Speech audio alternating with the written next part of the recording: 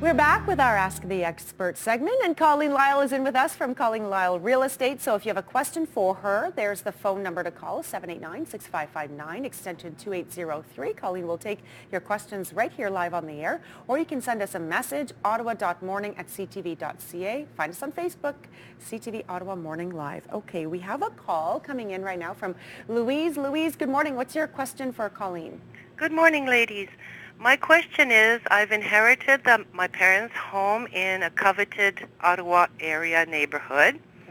The house itself is not a resale, but the lot is worth a lot of money. So I'm wondering, is a real estate agent the right way for me to go, or is a property developer a better way to sell?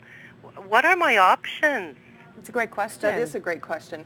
We are finding that with the center of Ottawa, within the Greenbelt, we're seeing an increased demand, and what we're seeing is what Louise is discussing. Louise, you're talking about what we call an infill site. Her home may be a tear down and looking for an infill. Mm-hmm. Absolutely, I actually recommend, Louise, it was a great question. Absolutely, because realtors are the ones who are more connected with those general contractors, the people who do one or two homes a year, mm-hmm. and that's what they specifically look for. Where property managers or property developers don't necessarily look to real estate, they just look to their general contractor. So we do represent what we say it would be sold for land value only. Okay. And we see that quite frequently within the Nepean, Westboro, New Edinburgh, downtown core. Some of those hot neighborhoods that are becoming very trendy, that there's not a lot of growth in them anymore, they're established already. Yep. A property probably like what Louise may have, could that see multiple offers? Because if somebody wants in that neighborhood and there's not a lot of homes for sale, they're thinking, this is great. I can tear down an old home and build my dream home in my dream neighborhood. I mean, this seems like a win-win. It does seem like a win-win. It's a little more work. We have to make sure that, so in Louise's case, we have to look at her zoning, yeah. and we have to possibly work a little harder. And the fact that I would connect with, in my brokerage, we're almost 155, 60 agents.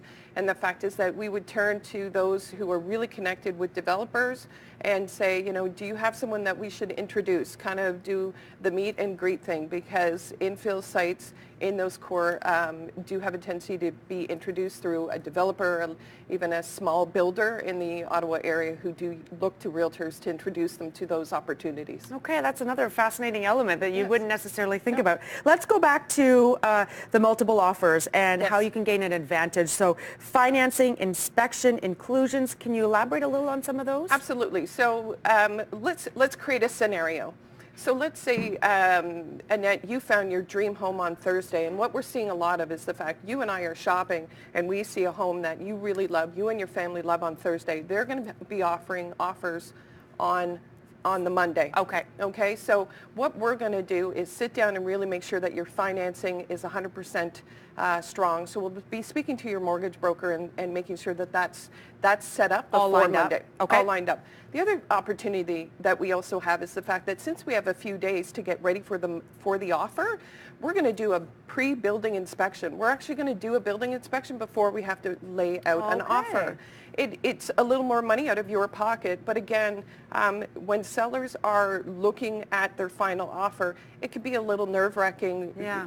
It depends on what their final thought is, whether they just want to see a sold sign on the lawn or if money is their objective. We have to set it out properly. And there's a picture of some of the things an inspector would be looking at. Absolutely, and when we talk about inspections, which we should talk about, it's not necessarily an opportunity to renegotiate, but it's an opportunity to learn, and we can delve into that as well. Okay.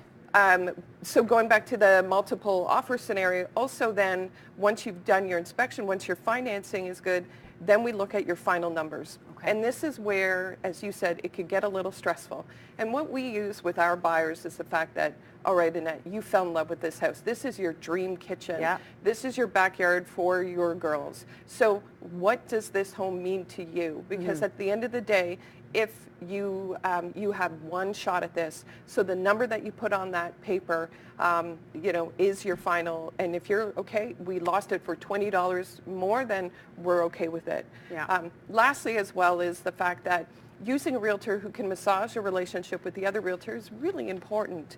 It's not a controversial thing. You know, when you negotiate, you shouldn't be negotiating against each other. You should be negotiating with each other. Okay, we're going to keep the conversation going, Colleen. There's so much information we want to get out there to our viewers. If you have any questions, let us know. Here's how you can get a hold of us. We're going to be back right after the break. Ottawa.morning@ctv.ca. Send us a message for any questions for Colleen. Stay with us.